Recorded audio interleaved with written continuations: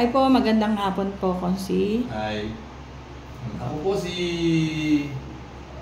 Konsi Kid Marasigan na laking Maynila. At dito ako pinanganak sa Maynila. At ako nga pala ay nag-aral dyan sa Piedra Pilar Elementary School. High school ako ng first year high school at saka second year high school sa Bima pa High School.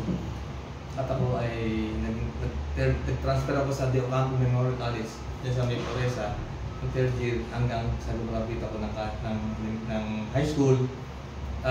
Nag-college po ako sa Philippine Maritime Institute, yung PMI po. Na may bayan ko po si Mrs. Angeline Marasigan. Ngayon po, ako po naka-2 termino ng Kagawad sa tuwing 2002 hanggang 2010. At nung 2013 hanggang sa kasalukuyan po, ay ako po ay barangay chairman hanggang sa kasalukuyan. Bali third term po ako ngayon. At sa hindi naman po pagmamalaki, ako lang po ang nakatatlong terminong barangay chairman dito sa barangay 628. At ako rin po ang founder ng samahan ng mga barangay chairman ng buong Santa Mesa na binubuo po ng 4 na zona at 27 barangay. Nagsimula po yan nung ako ay nagpamatid ako ng seminar sa Baguio. Lahat po halos nakasamahan ko ng mga barangay chairman. Lahat sila ay mayroong samahan o federasyon ng mga chairman sa kanilang lugar. For example, yung mga Pandakan, mayroon po silang federasyon. Yung pong San Miguel, lahat po, ang Santa Mesa lang po ang bukod tanging walang federasyon. Kaya naisipan ko po, baka po siguro na kaya ko na malikom sila at mag-meeting, pag-usapan na baka pwede kami magkaroon o magtatag ng asosasyon. Kaya tagumpay naman po ako at nagkaroon po kami ng asosasyon na yung tawagin ay Anak ng Santa Mesa. Ang meaning po ng Anak ng Santa Mesa ay asosasyon nagkakaisang kapitan ng Santa Mesa. At hanggang ngayon po ay ano naman yan, tuloy-tuloy naman po. At ito na nga po, napunta po ako at ako'y kumakandidato ngayon na konsiya na ika-6 na distrito ngayon po sa pamumuno ng ating Yorme Isko Moreno at ang vice mayor namin ay si Chief Atienza at ang congressman po ay si Joy Uy. Ang sa akin po bilang isang barangay chairman na hanggang ngayon po ay sasaluhin po ay ako po gusto ko rin din pong mapalawig ang ating serbisyo at pagtulong sa mga tao at lalo na po dito sa Distrito 6. At ang aking po unang nagiging proyekto, kumbaga ako'y papalarin ay papalawigin ko po ang sports, ang palakasan dito sa Distrito 6, hindi lang po sa mga kabataan, sa basketball, ganoon din po sa mga kababaihan at mga LGBTQ+. Magkakaroon po paliga na taon-taon ng volleyball. At hindi lang po sa mga kabataan o kalalakihan o sa mga LGBTQ+. Ganun din po sa mga senior citizen ng Distrito 6. Gusto ko rin pong magprograma ng pagtulong at serbisyo sa kanila. Halimbawa po na ako po ay sige magkaroon ng isang sasakyan o pang-mobile clinic na para magkaroon ng maghatid sa kanila ng mga gamot, pang-maintenance nila sa araw-araw, vitamins, para hindi na po sila pumunta sa City Hall para humingi lang ng gamot nila o pang-maintenance nila. Ako na po mismo ang magbababa sa kanila, sa barangay nila. Barangay po ako gagawin ko para hatiran sila ng serbisyo, tulong sa mga senior citizen, lalo na sa mga pangangailangan nilang maintenance at gamot at vitamins. Tulad ng sinabi niyo po kanina, under Yorme's choice po kayo. Bakit po kayo napapayag at anong nakita niyo kay Yorme Isko Moreno at napapayag kayong maging Yorme's choice? Simula pa lang nung, sa totoo lang po, hindi kwento, ito talaga totoong pangyayari. Hindi naman po talaga ako kakandidato bilang konsehal. Pinunta lang po ako dito ng mga kasamahan kong chairman ng Santa Mesa. 14 po sila rito. Yung iba po, dating chairman, natapos sa termino. Yung iba po ay aktibong barangay chairman na kinundisi po ako nila na tumakbo bilang konsehal ng ika-6 na distrito at sila daw ay tutulungan nila ako. Hanggang sa naisipan ko na kung inayaw kong maging chairman sa pinakamalaking barangay sa buong distrito 6. Kasi po sa totoo lang, ito pong distrito 6 ang pinakamalaking barangay dito. Pinakamalaking barangay sa ngayon dati ng pinakamalaking barangay kasi ang barangay 628, yan po yung National Development Company. Yan po yung naging barangay 628 ngayon. At sa ngayon po, kami po ang pinakamalaking number ng voters at kami rin po ang pinakamalaki na ira sa buong distrito 6. Ibig sabihin, nakikita lang po kayo ng husay at galing po sa inyong trabaho din po. Siguro, kasi hindi ko naman sasabihin na oo, kasi parang binubukat ko na yung sariling bangko ko. At siguro naman ay kaya ko. Kasi nakaya ko nga ang pinakamalaking barangay ng distrito 6. Dumating sa amin ang pandemic, nakayanan ko. Kasi hindi ko kagaya ng maliliit na barangay. Nung panahon po ng pandemic, talagang kaya mong i-secure ang mga tao mo dahil maliit lang eh. Ito po napakalaki po.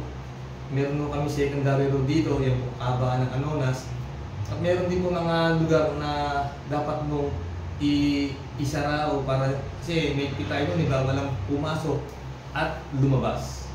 Kaya yun po ang naging problema ko noon. Buti lang marami po tumulong sa akin mga nag-volunteer na tulungan ng barangay para doon sa maiwasan o kumalat yung sakit ng pandemya. Kung sakaling mananalo po kayo bilang councilor ng District 6, ano po ang ipapasa yung ordinansa? Ang ipapasa ko pong ordinansa, yun nga pong para sa mga tao na may kita mo sa araw-araw at sa gabi napakalat-kalat sa kalsada.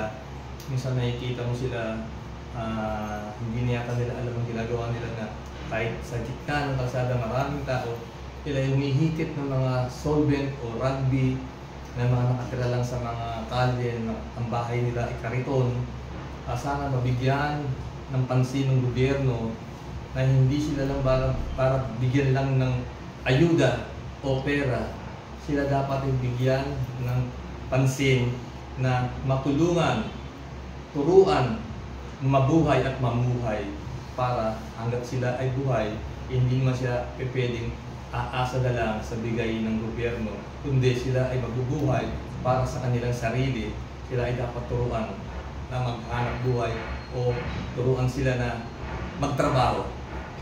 Kung tanong ko lang po, kung sakali ba katulad niya sinasabi niyo yan, parang ang sinasabi niyo po ay livelihood para dun sa mga nakatira dyan sa street dwellers. Ano po ba yung mga ideas ninyo para maibigay sa kanila na kabuhayan para pag umpisa nila, kasi nga mahirap bigyan sila ng pera kasi pwedeng ibili nila ng kung ano.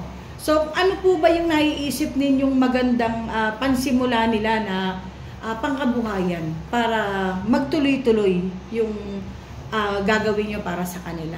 Ang sa akin, siguro ang pinaka-simple o pinaka-madali ay siguro bigyan sila ng isang cart, yung rolling store, na sila ay bigyan ng permit ng City Hall na makapagtinda at turuan sila ay magtitinda, hindi sila sila ay magtitinda at hindi para maging obstruction sa kalsada.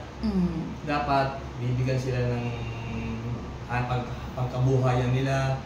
Yung nga yung sasabi ko, yung pang food cart na ganyan na pwedeng ilagay nila sa isang pwesto ang gobyerno, ay bigyan sila ng isang lugar na doon sila lang magtitinda para hindi maging pakalat-kalat, at bigyan sila ng kapital para sa kanilang panimula.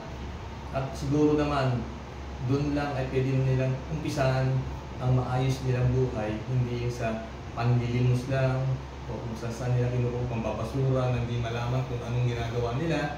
Siguro naman kung sila ibibigyan ng gobyerno ng pangkabuhayan, ng livelihood program, sa tingin ko naman, makakaagawan na ang bawat taong Pilipino kung Manileño na sa paniwalang hanap buhay niyo. Kung halimbawa po ba na, halimbawa, binigyan na niyo siya ng hanap buhay. Kasi merong mga tao na pag binigyan mo ng panghanap buhay, parang ginagastos lang din nila eh. Sabihin lang, o sige, tatanggapin ko. Pero ang totoo, gagastusin lang din nila. Paano po kayang magiging, tawag dito, yung magtutuloy-tuloy, yung ganung hanap buhay nila? Kumbaga, yung sustainability. Magiging masusustain yung hanap buhay para sa kanila. Bago, siyempre, ang gagawin na siguro, ang pinakamagandang gawin ng gobyerno sa kanila, hindi naman basta sila bibigyan ng pangkabuhayan. Ang pinakamaganda dyan, i-seminar muna sila para malaman nila kung paano ang pagpapatakbo ng negosyo. Hindi yung basta-basta na sila magninegosyo. Siyempre, kahit tayo, hindi man natin linya ang negosyo na ganyan. Halimbawa, hindi rin natin masusustain nga siya sa mo na yung pagkabuhayan na pang-araw-araw natin. Kasi hindi naman natin linya yan. Pero kung tuturuan sila, isi-seminar sila, ipapakita sa kanila kung paano ang dapat kapag may negosyo, kung paano ba dapat yung kinikita at ang kapital sa araw-araw, kung paano sila tumutubo, yung kinikita nila, na paano nila gagastusin para nila mamamanage ng maayos. Yung maayos. Siguro naman na magtatagumpay na sila ay baka hindi lang yung food cart na yun. Pag nagtagal, baka magkaroon na sila ng isang sari-sari store. And gusto ko lang din pong i-share natin sa viewers natin na busy po kayo ngayon dahil ang dami niyo pong activities na ginagawa sa inyong mga nasasakupan tulad ng volleyball and meron pa po ba? Kasi ako hindi lang gusto ko masayahin ako. Ang ginagawa ko, nagkakaroon. Puro serbisyo po ang ginagawa. Meron akong video challenge. Video challenge with parapol. Para ang tao, hindi man sila mainit na manonood lang ng kumakanta. Tapos, sisingitan namin ng raffle. Tapos, meron din akong online raffle. Para may mga pinagkakabalaan din yung mga taga-distrito sa is. May inaabangan sila na parapol na wala namang bayad yun. Basta iyaan lang yung comment lang, ganyan, para maging qualify sila sa raffle. Yun po ang ginagawa ko ngayon. And kunin ko lang po yung mensahe niyo sa ating butihing Yorme Isko Moreno.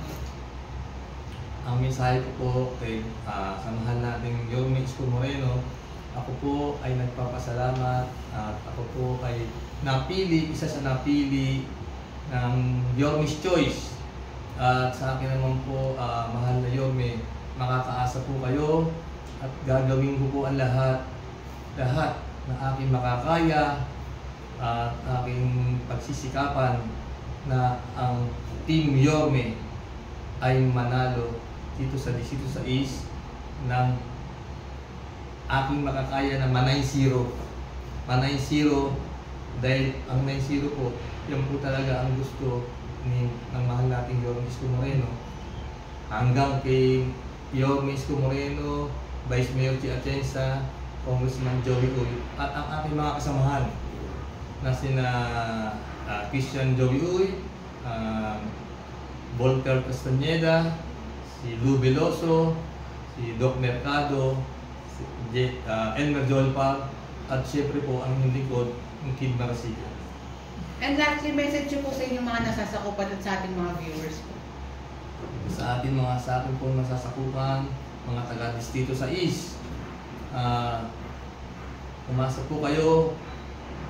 Once na po ako ay maluklok bilang isang konsehal ng distrito 6, hindi po ako nangangako, pero gagawa po ako ng mabuti at gagawa po ako ng mga proyekto na kapaki-pakinabang dito sa Distrito 6, kagaya po ng ginawa ko dito.